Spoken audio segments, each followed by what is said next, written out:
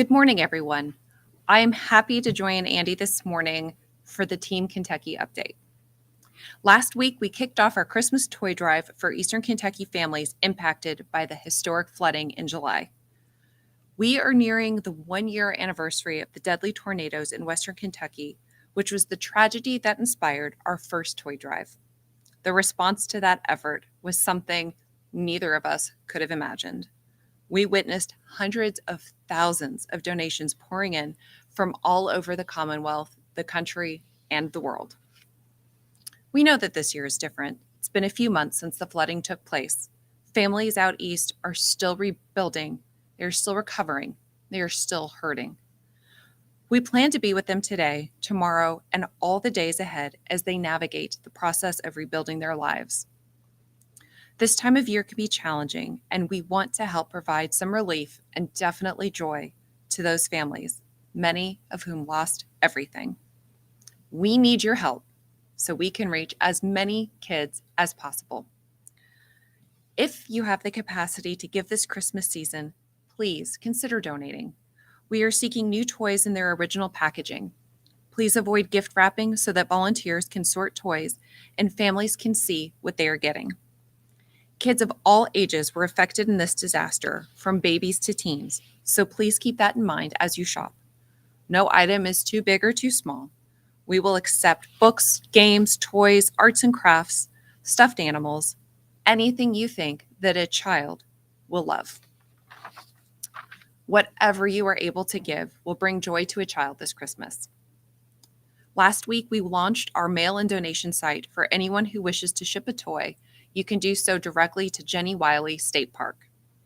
Today, I am excited to announce some exciting partnership for in-person donation sites. Starting with tonight's home men's game at 7 p.m. Central Time, Murray State University will be collecting toys at their next 5 home men and women's basketball games. Racers, fans, and friends in Western Kentucky, be sure to stop by. Northern Kentucky University men's basketball fans who plan to attend the home game this Saturday, December 3rd, can bring a toy or stuffed teddy bear donation to Truist Arena and will receive a free ticket to any future NKU men's or women's basketball game. The University of Kentucky will have donation bins on campus for students and the Lexington community to drop off toys. Donation sites will be located at the Gatton Student Center and the 90. I'm also excited to announce our partnership with Kroger, which will be collecting toys at 3 of their largest stores located in Prospect, Richmond, and Somerset. Additional stores may be added, and we will provide updates as we have more information. Thank you so much to these incredible groups who are an important part of Team Kentucky. Your help will make a difference. You can find additional information and addresses for all of these opportunities at firstlady.ky.gov/toy drive. We will be announcing more partnerships and opportunities over the next week, so be sure to check out the website and social media for updates. December 14th is the deadline to make a donation at most sites or to mail in donations to Jenny Wiley State Park. Kentuckians have been through a lot in the past year. Just like we did for Western Kentucky families in need, I know that we are going to make this Christmas special for Eastern Kentucky as well. Switching gears, I want to send out a quick reminder. The deadline for photographers to submit their work to be featured in the spring 2023 Team Kentucky Gallery exhibit is tomorrow, December 2nd. As many of you know, one of the Capitol hallways is now filled with artwork from Kentuckians. Makes the People's House even more special, highlighting the talents and stories of those who call our Commonwealth home. This next exhibit is the first to be exclusively photography. Please, if you haven't yet, make sure to visit the website on the screen to apply by tomorrow's deadline. Now I'm going to turn it over to Andy. Thank you. All right, thank you to Brittany. And folks, let's make sure we show up for the children of Eastern Kentucky. With everything they've been through, it's going to be real challenging for those families to provide the type of Christmas that each and every one of those children deserves. So lots of opportunities with lots of partners. So please give generously, and let's make sure that we are there for these kids and for these families. Today, we have some great economic development news to share as we continue to build on the best 2-year period for economic growth in our state's history. Since the start of 2021, companies have announced more than 400 new location and expansion projects for an incredible $20.4 billion in new private sector investment and have created 32,500 full-time jobs. So I can report, even though we are not through this last month of 2022, that this is and will be the best 2-year period for job growth and for new economic development in the history of the Commonwealth of Kentucky. Contributing to those numbers, we recently announced a game-changing investment with a signature bourbon industry partner. What better way to start today's economic development announcements than with Sazerac Company and its record-setting investment in the Commonwealth? The Louisville-based company recently announced a $600 million expansion in Laurel County, which represents the single largest distilled spirits related investment in Kentucky's history. The investment includes the addition of nearly 20 new barrel storage warehouses in Laurel County, which are going to create up to 50 full-time jobs for Kentucky residents. The project also includes a 72,000 square foot expansion of Robinson Stave and Cumberland Cooperage, which Sazerac acquired in 2014 to increase production capacity for barrels that it uses to age its whiskey. Work on the project is expected to begin in the coming weeks, with completion of the first seven barrel warehouses expected in the spring of 2025. I want to thank Sazerac for their leadership, for their continued investment, for their delicious bourbon, and I look forward to seeing this project come to fruition. I also want to highlight a great event I attended in Louisville yesterday as I joined leaders from LDG Multifamily for the ribbon cutting ceremony of their new company headquarters. So LDG is an affordable housing developer that's created 22,000 housing units in 7 states, including 4,000 in Kentucky. LDG is one of the leading developers of affordable housing in the entire country. They have employees in Louisville, Nashville, and Atlanta, but they chose to stay in Kentucky for their headquarters.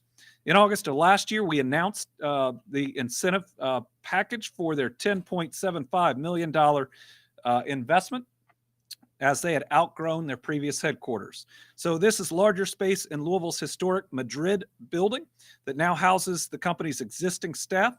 And when they put forth that application, they said they were going to hire 50 Kentuckians to really high-wage jobs. I think they're average about $85,000 a year. Well, the good news is the ribbon cutting just occurred, and they've already hired 22 and are moving quickly towards that goal.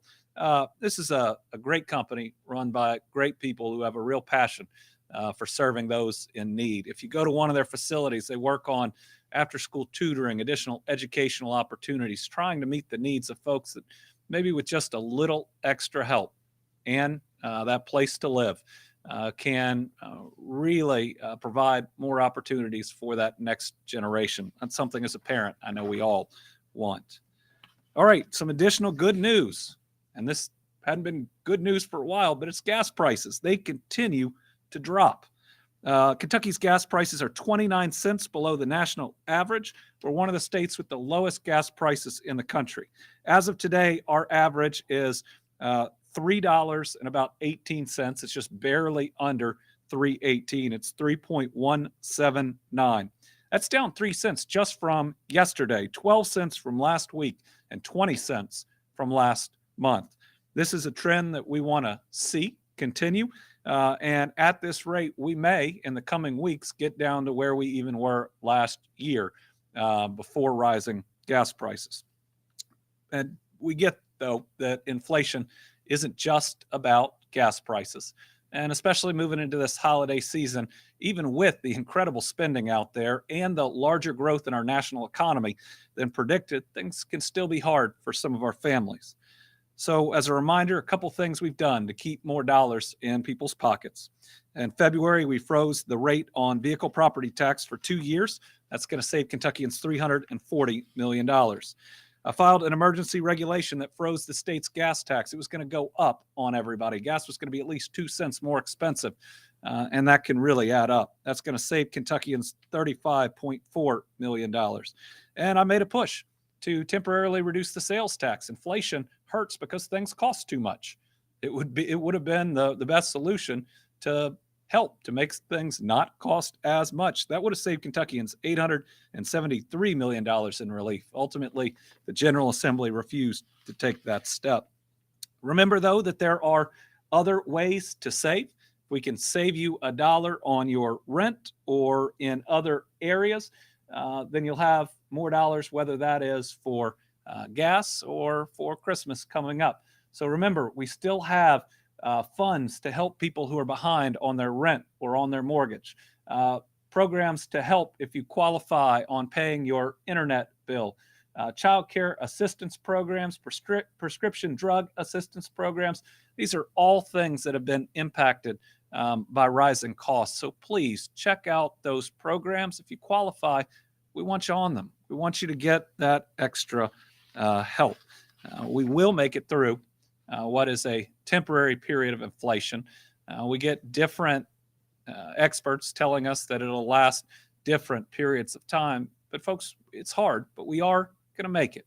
Just make sure that you use all the tools that are out there, and we will continue to try to find ways to keep more dollars in your pocket as prices ultimately come down. Update on Eastern Kentucky flooding. First, FEMA is still processing and still working on claims. So keep pushing. If you filed a FEMA claim but haven't yet gotten an award, do not give up. Just think about in the last month since the deadline passed for applications, FEMA's approved more than $7 million in additional funds for Kentucky and Eastern Kentucky flood survivors. That's money going directly into the pockets of Kentuckians to help them meet disaster-related needs. And what it means is you can still get that claim approved.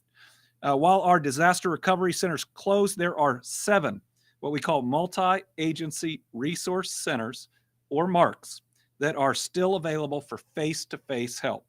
MARCs bring agencies together. They are collaborative operations. They are a critical venue for coordinated recovery from this natural disaster. So if you have questions about anything about the recovery, if you need a little bit of help, if you need help with your appeal with FEMA, or just help scanning and uploading the important documents that you have to send to FEMA, these areas are to help you. So if you've had challenges, go see somebody. These are all Kentuckians working in these facilities, and they want you to get that award to help rebuild your lives. Remember, you can also always call the FEMA helpline at 800-621-3362. And I want to remind everyone the 2 main reasons that Kentuckians have been ruled ineligible for assistance are missed inspections. That's when FEMA has scheduled a time to come to where your home was, or that FEMA can't get an individual to pick up the phone when they call. These are things that we can address, or we should be able to address. So please, if you've applied for assistance, pick up the phone. Even if the number that you see, you might not recognize. And please make sure you are there for your scheduled appointment. If you're having trouble with any of those, go to one of these MARC centers and let them help you. I want everybody who's filed that is eligible to ultimately get approved. Do not give up. We'll keep pressing, and we got a lot of resources that are still there to help you. Total amount of FEMA assistance to date, $89.5 million. That's through the housing assistance and the other needs assistance grants. National Flood Insurance Programs paid out more than $23.9 million. U.S. Small Business Association has approved $56.4 million. Remember, for the SBA, they announced it would extend the first repayment deadline to 1 year after the date the loan was signed instead of the standard 5 months. That's giving folks an extra 7 months to get back up on their feet and for small businesses to get back in operation. Disaster loans are available up to $200,000 to homeowners to repair or replace disaster-damaged or destroyed real estate. There's also up to $40,000 available to repair or replace disaster damaged or destroyed personal property. Let's put up the travel trailer update. As of today, 325 trailers are on site in 10 locations. That's an increase of 5 since the last update. And as we have filled up these sites, having to build out 2 brand new ones in Breathitt County, the Jackson, and then the Letcher County Jenkins site, adding 5 from week to week or over a couple of weeks gets more and more challenging. 270 of them are currently occupied with 675 individuals. Best number up here, households transitioned out, 75. Folks only transition out of this program when they have found more stable long-term housing. We saw that in the West. This is a good number, and it seems to be increasing more quickly from week to week. Kentucky State Parks are now housing 154 people. That's down 31 from last week, and it's down from the 360 people sheltered on September the 1st. Jenny Wiley has 103 Kentuckians. Buckhorn has 39. Carr Creek State Park has 12. I want to dispel at least one rumor, and that's that people are getting kicked out of the parks. That is absolutely not accurate. We are working with everybody in those parks that follow the rules to make sure that we can find medium-term housing. Now, what we do have is a program where when we can offer one of those individuals a travel trailer and they're in a state lodge, they do have to take the travel trailer. That is the intermediate, longer term housing, not the emergency sheltering.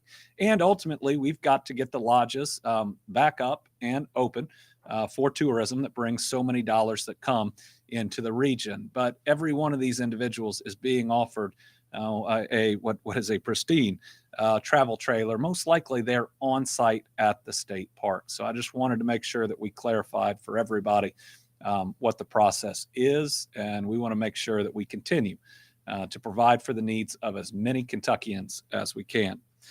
As of Tuesday, more than 373,000 tons of debris have been picked up from roadsides and waterways.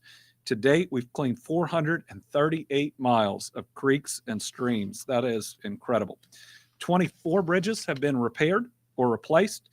A link to our flood resource page, if we can put up, has a lot of information that is still needed, including the vehicle recovery program.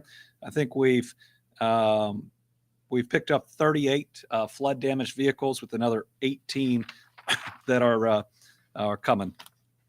For the Eastern Kentucky Flood Relief Fund, over 41,000 donations, over $12.4 million. Thus far, we've paid for all 43 funerals and sent out 7,898 checks for $500. Those are for anybody who is approved for even $1 of FEMA assistance. That's $3.949 million. And we hope in the coming weeks to have, probably next week, we'll have a smaller announcement on housing and permanent housing with a larger one coming in the following weeks. Remember, what we're having to do here is rebuild towns. Some of these towns were built by coal companies 100 years ago. And that first requires finding the right piece of land, ensuring that it is safe. We want to make sure when we start when we start this permanent housing construction, that they are in places where people are never going to go through what they experienced during those days of flooding. New $15,000 plus donations that have come in. Arby's Inspire Foundation donated $23,516, and the Kentucky Distillers Association, who are the largest donor to this fund and made the largest single donation to the Western Kentucky Tornado Relief Fund, have now donated an additional $85,352. Thank you to each and every member of the KDA. What you're doing is special. Donations are still very much needed. The amount of permanent housing construction that we're going to be able to do will be based in part by how many dollars that we have. And it's costing more right now to build or even rebuild and repair a home. So please keep donating. But in good news for our Eastern Kentucky counties, I'm happy to discuss another extremely important project that has made the future of the area brighter, and that's through the Abandoned Mineland Water Supply Restoration Project. What this is doing is providing $10.6 million of grant funds, and these are funds that come in every year. This is this year's. It's coming through the bipartisan infrastructure law.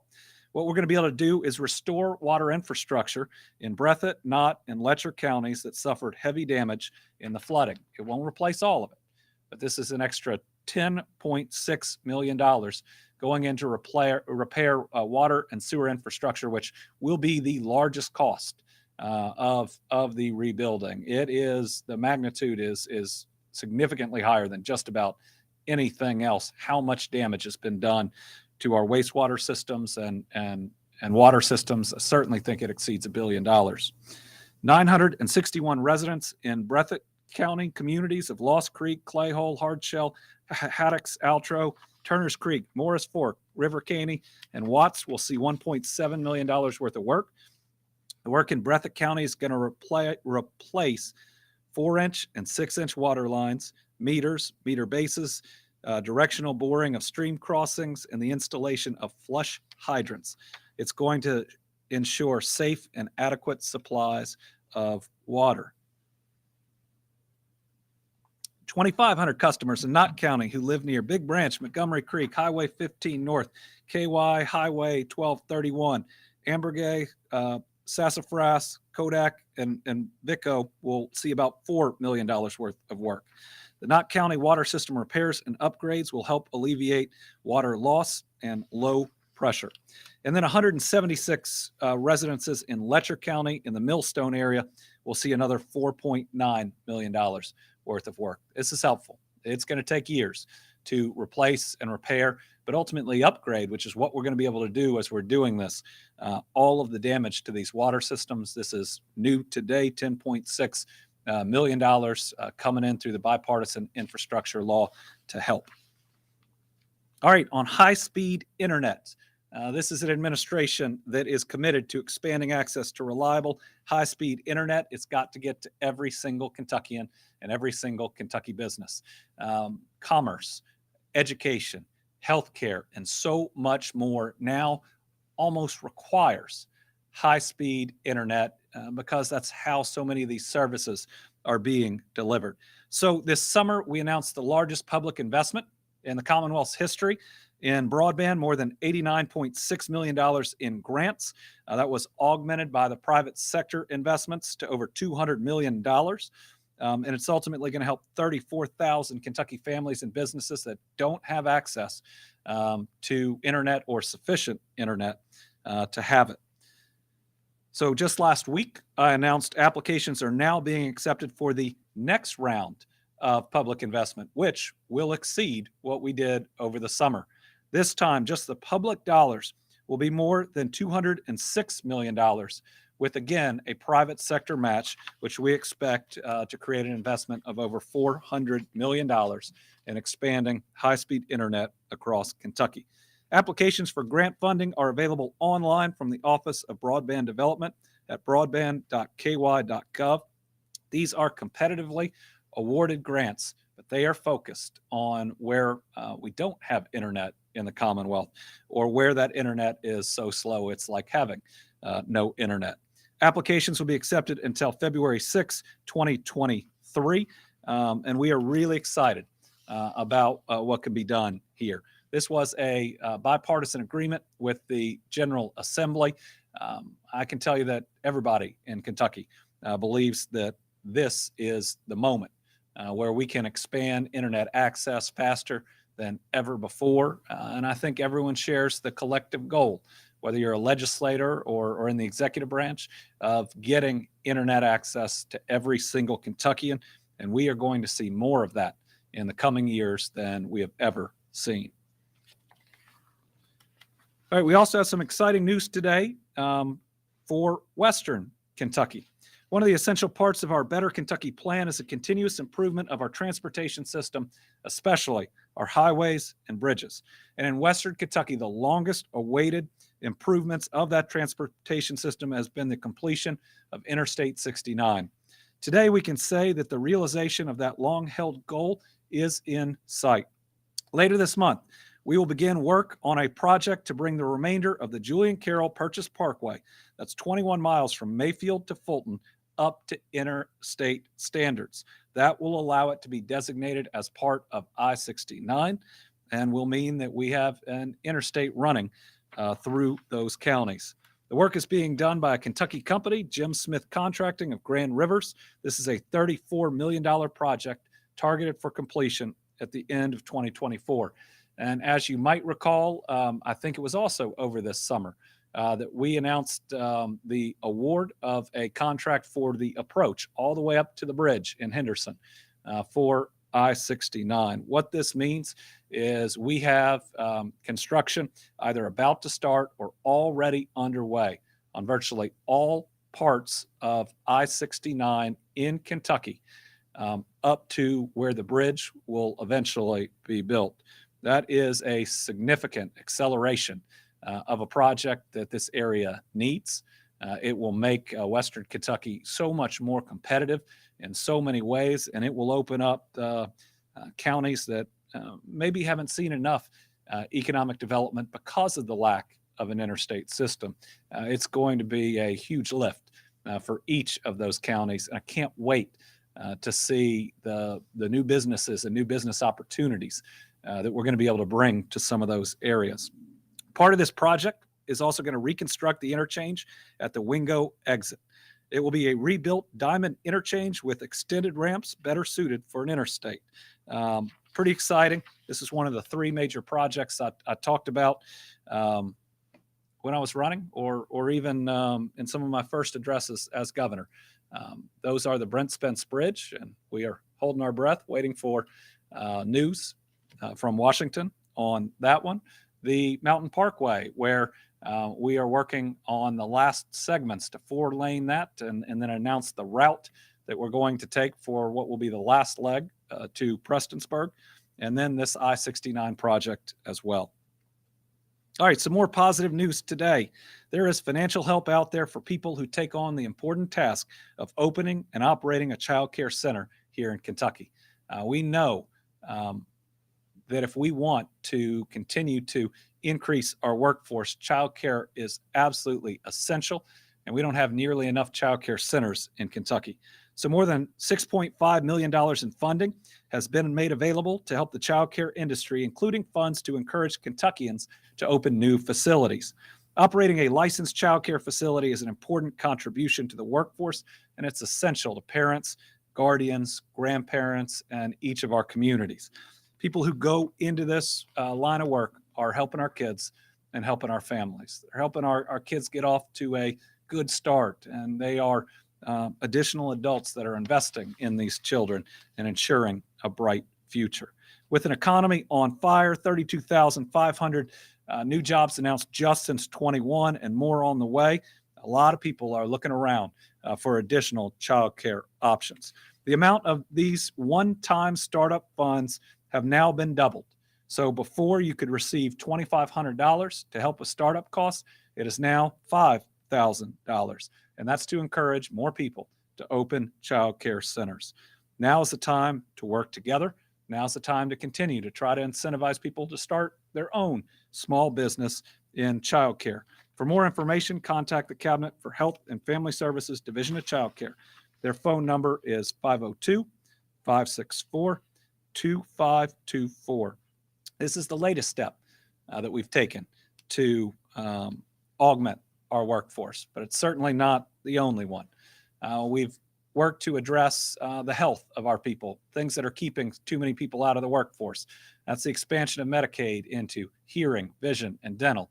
It's pretty simple. If we expect you to work a job, you got to see well enough to drive to the job. So let's get that person a pair of glasses and let's get them back to work. To be safe in a workplace, you got to be able to hear the instructions. So let's get people the hearing aid they need. And we lose hundreds of millions of dollars in our economy due to emergency dental work alone. Another thing that we've been pushing hard is universal pre-K. It's the fastest thing we can do to increase our workforce. And just think about it. Every single Kentucky child could be kindergarten ready and it would be just a little bit more than 11% of the budget surplus that we have. For just about 11% of it, every single child in Kentucky, every single 4-year-old in Kentucky, could go to a public pre-K. And then we're working on other initiatives, from recovery housing to augment treatment to get people better and back in the workforce, also to the prison to workplace pipeline project we announced with the Kentucky Chamber. So listen, if we could go back to March of 2020 and say in 2.5 years, we're going to have an economy that is so great that we're going to need to find new ways to get people into the workforce, I would have taken that deal and that challenge that moment. We can do this, and we will do it. And we'll do it by making smart decisions that work, not kicking people who are down that need a little bit of help to get back up. Let's remember, if we really want to solve a problem and not just beat each other up politically over it, then it takes smart decisions and it takes real solutions. And when you're talking about something like a job, something that brings dignity and security, something that lets us sit at the kitchen table, look at our kids, and know that we can take care of them. And so let's make sure that we continue to find all the ways to help folks that maybe with just a little more help could get back into the workforce. Let's get it to them. Let's get them a good job. And so they can sit across that kitchen table from their families feeling the same things. All right, today I'm also announcing the first of several changes we are going to make in our Department of Juvenile Justice. A lot has changed in the last 20 years in juvenile justice. And I think next week I'm going to lay out right now what the population that we're housing in juvenile justice looks like. What I will say, it is the charges that those juveniles are in for are more violent than we've ever seen. Of 179 juveniles, at least as of last week, that were in one of our facilities, 17 are charged with a capital crime. It's not quite half, but close to it, are charged with a C-level felony or above, and that is significant. And what we are seeing is violence within these facilities, sometimes gang-related, but other times being committed by typically an individual that has been charged with these very significant violent crimes. And what it does is it creates major disruptions in the system where we can't provide services to someone else who is not causing that disruption because it's not safe in the facility at that time, and you have to restore order before we can. And this has led to a number of issues of providing the types of services we want to throughout the system. What we've also seen are crimes against our female juveniles that have occurred during some of these riots or violent encounters. While our female juveniles are in separate parts, and we attempt to make them secure parts of these facilities, that is not enough. So today, I'm announcing that we are creating our first female-only juvenile justice detention center in northern Kentucky. That center is in Newport. It right now houses both boys and girls, and it's going to be transitioned to a girl or women only facility. While this is going to create some travel issues, it's going to move some female juveniles that might have been able to be housed closer to their homes. We now believe that this is an essential step to protect these individuals. And so we hope that both with law enforcement that may have a longer drive, or parents, or guardians, or folks trying to provide services that they will understand that this is a significant additional level of protection to try to ensure we don't see any of these individuals harmed in situations like we recently saw in Adair County. We are also working on creating a transportation group within the juvenile justice system to alleviate some of the transportation concerns. That's first going to be how can we provide the transportation to hearings across the state so that local law enforcement won't be called upon to do that. But we also want to work on trying to make sure we can at least help in transportation from the parents, guardians, grandparents that may have to travel a little bit further, especially to see these female juveniles that we are housing. This facility has 35 detention beds, and one thing we're required to do by law, there will at least be two populations within it.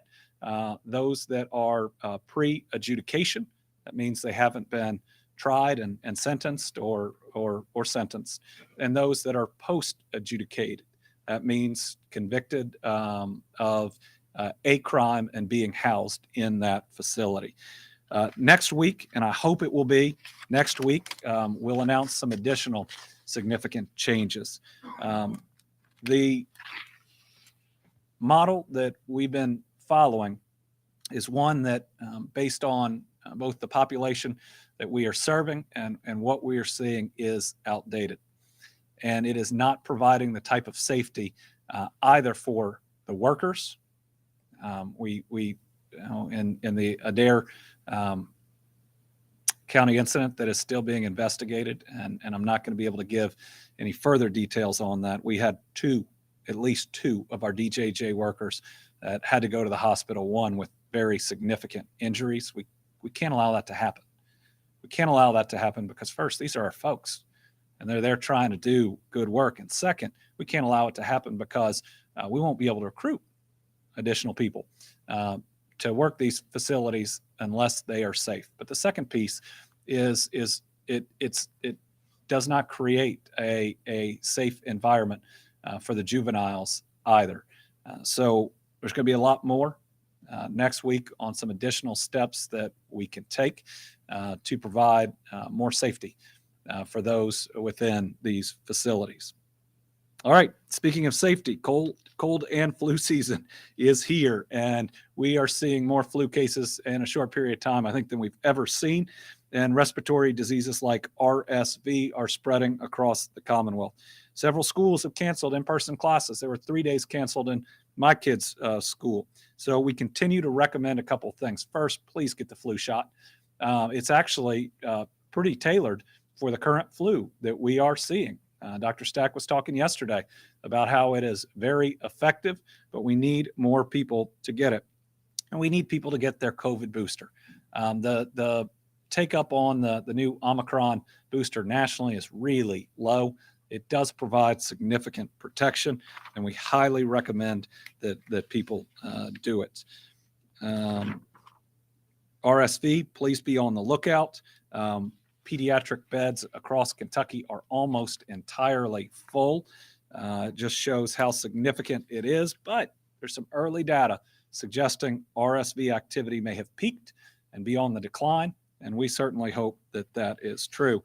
Let's show the COVID map real quick. This continues to be encouraging. The map moves around, but it's been really green for several weeks. And then the stair-stepper chart. Again, we talk about a plateau and how it's not directly flat, but it moves up and down. Certainly, we don't see this as a sign of increasing cases. Let's go to the next one. Positivity rate just bumping up and down. And this is a good sign because remember, you don't go in and get this is the real test where they go really far up your nose, and you don't go in unless you're sick and you think you've got it. Let's go to the next one. And this is just really encouraging. I think it's 200 and something folks in the hospital, which is one of the lowest amounts ever, and it's staying pretty steady. And then, this is people really sick with COVID, very low in the intensive care and on ventilators. But let me just make the point that we still have a bunch of people that are dying from COVID. It is still happening. So please get your booster. A lot of life has gone back to normal, and that's okay. but it's only fully safe if you've gotten that booster. And if you're immunocompromised in any way, wear the mask when you feel like you need to. Everybody ought to respect that. And I see a number of individuals in this community and in others doing just that. Finally, today's Team Kentucky All Stars is going to be where Brittany started us. I'm so proud of her efforts to bring joy to Kentucky's kids who have lost so much. Together, I know we can make that Eastern Kentucky toy drive just as special as the one in Western Kentucky last year. So I want to thank and name Team Kentucky All Stars, our partners who have stepped up to help. That's everybody like UPS, Amazon, and Kroger, University of Kentucky, Northern Kentucky University, Murray State. I also want to thank Coach Jackson at Kentucky State University, as well as the athletic department at Louisville, who confirmed they want to find a way to help promote this toy drive. We will keep you updated with more, but really special how we come together as a Commonwealth, especially when it means giving the Christmas that these kids deserve to them. Okay, we'll open it up for questions. We've got 2 journalists here with us and 3 on the line. We'll start with Carolina. Governor, we're coming up on the 1-year anniversary of the tornado event in Western Kentucky. Is the state at a place where you're happy with when it comes to recovery and rebuilding? So we're coming up on the 1-year anniversary. It'll be December 10th of the worst tornado disaster in our lifetime. Something that was very personal to me. It's very personal when you're governor and these things happen, but this almost wiped out my dad's hometown, and my mom's from Bowling Green, where it wiped out neighborhoods and killed far too many people. I'm never going to be happy with the recovery until it's done. There are still folks that are in temporary housing, travel trailers, or who are renting as homes are being rebuilt. And there are some delays within homes that are or were scheduled, let's say, for December, but difficulty getting certain supplies is pushed back maybe a month or 2. So while I admittedly will never be satisfied until the job is done, I'm really grateful for a lot of really good work being done out there. Look at the Habitat project in Bowling Green and talk to families, some of whom have never owned a house before, that are not only getting back on their feet, but building wealth for their family in the years to come. And the city chose an amazing park-like area where the families can even walk their kids to school. Ohio County and the houses that have been rebuilt there, everything going up in Mayfield. And I was in Dawson just, about a week ago, and to see brand new homes, beautiful homes going up is really special. But what you see are a dozen new homes, which is incredible, in a place where there used to be dozens upon dozens upon dozens. I'm also grateful for the economic development that we have seen, especially in the West, because yes, we want to rebuild your home, but a job is what gives you hope about the future. So we've announced 400 plus new jobs in Mayfield, 200 in Muhlenberg County, where Bremen is, as well as that Ascend Elements plant, 400 great jobs, about 26 miles from Dawson Springs. So I'm grateful. I'm glad that it continues to move forward, but I'm not going to be satisfied until the job is done. And I imagine it's going to be at that 1-year mark, another 6 months to 8 months until absolutely everybody that's looking for a rebuilt home has the opportunity to be in it. But to stand in the middle of Mayfield and look around and realize in 2 years what can be done, that's also pretty incredible. Tom? Thank you, Governor. And first of all, let me wish you a happy belated birthday. Thank you. Tom just wished me happy birthday. You said there's 35 females that will be taken to Newport, so that means, right? There are 35 beds in the 35 facility. beds, okay. What is our current juvenile female population right now? Since I'll bet that means more is going to have to be done. Well, I believe right now, and I'll need to confirm this, that the number of females within Department of Juvenile Justice is under 35, though we will need at different times to make a couple of exceptions. We've got at least one individual in the system that may need to be at a higher level of security. And then we have at least one very young individual that may need to be closer to services. So our goal is to get all of our female juveniles in DJJ into this facility unless there is a very compelling reason about how we can better serve them, or if it would cause a security threat within the facility to the other juveniles. But this is just one step. And change will never be easy. Change never is easy, especially what I think will be major changes announced next week, but they're just absolutely required at this point.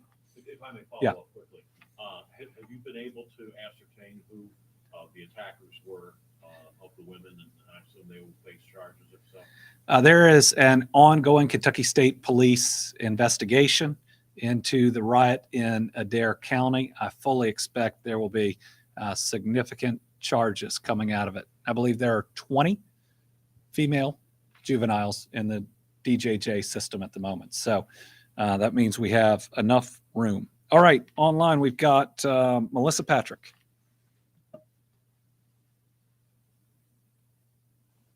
Excuse me. Hi, Governor. Happy birthday. I'll wish you a happy birthday as well.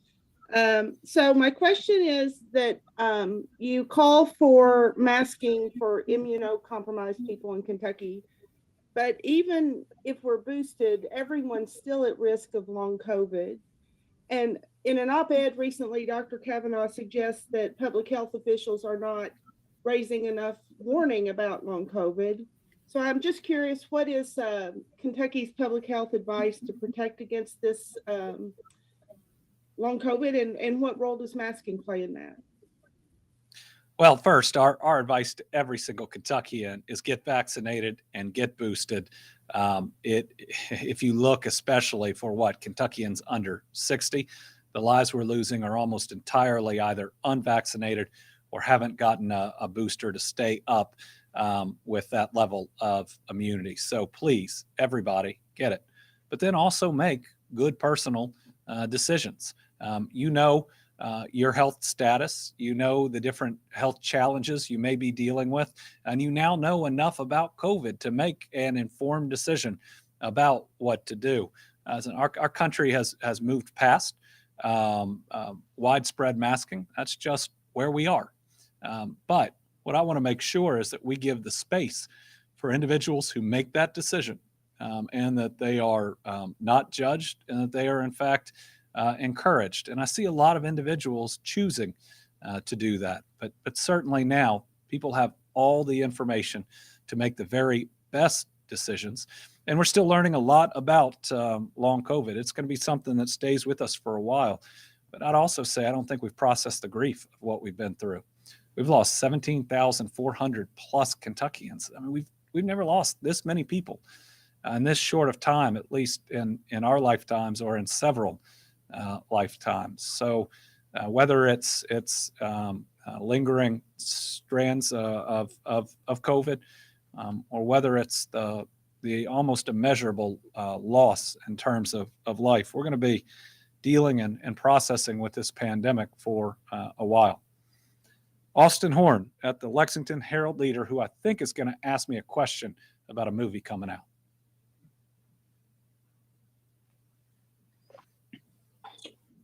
Thank you, Governor. I may have to disappoint you on that one.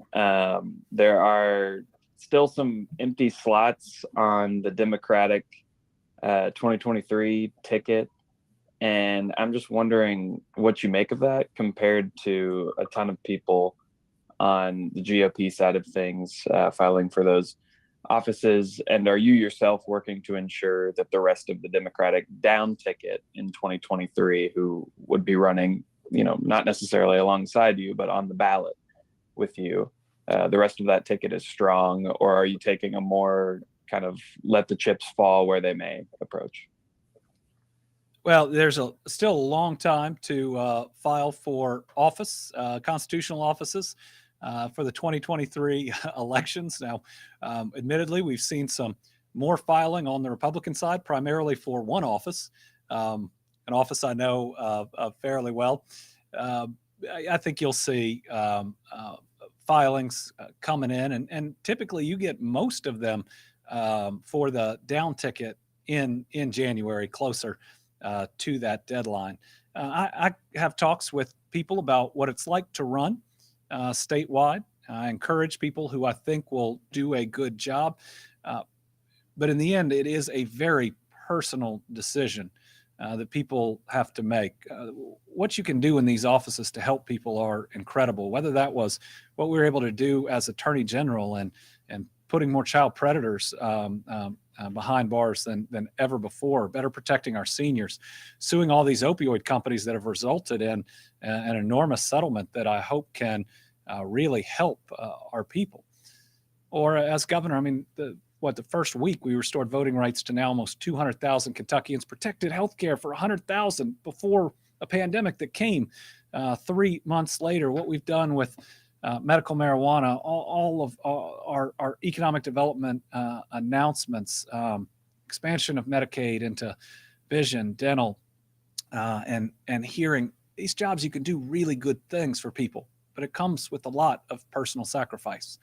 It comes with an election that's hard and has people saying lots of untrue things about you in very public ways that your kids can see. It's not right, but nevertheless, that's part of the system. And you spend the better part of a year with less time, with your family and time away from work. So I encourage everybody to do it, and I talk to them about the amazing things that you can do. But I also try to make sure that folks know what they would be getting into, and if they get into it, that they are truly dedicated, ready, and willing to do not just what it takes to win. That's just part of the process, but being willing to do what it takes to serve.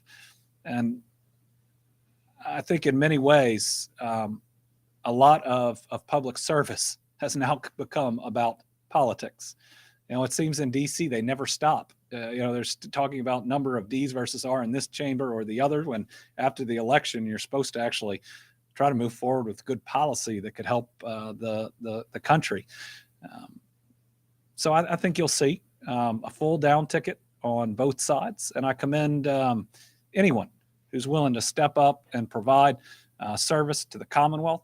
I just hope anybody who gets in is not getting in because they think something is a great title, but they're getting in because they have a why, deep down in their heart and in their soul about why they want to do this, how they can truly help, because that's what gets you through the tough parts of a campaign or the tough days of public service. And I'd like to think if we could get everybody who gets into one of these jobs to have that deep why they want to do it and how they're going to help, and maybe we could push a lot of this kind of silliness to the side. That was a really long answer to a short question. Stan Ingold from WEKU. Thank you, Governor.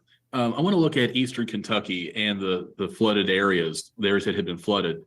And we've been seeing some cold snaps recently. What is being done to ensure that folks that are in less than ideal living conditions are able to stay warm? I know there's a heater program. There was talk of winterizing some of these travel trailers.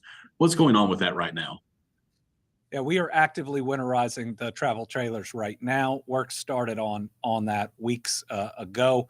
The Transportation Cabinet, Parks, and others working together to get that done.